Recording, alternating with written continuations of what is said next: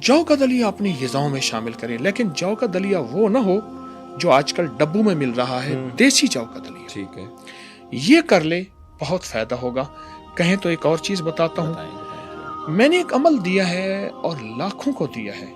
जो शख्स सोते हुए दाएं तरफ रुख करके 3 बार सूरत कुल हु वल्लाह इखलास पढ़े, फिर बाएं तरफ रुख करके 3 दफ़ा सूरत इखलास कुल हु वल्लाह पढ़े, आसमान की तरफ मुंह करके 3 दफ़ा सूरत इखलास पढ़े, वो उस रात की नींद और गुज़िश्ता रातों की नींद, उस रात की राहत और उस रात के साथ सुबह उठने की राहत वो नहीं भूल सकेगा, और ये हर हालत में कर सकते हैं। कमाल अमल है।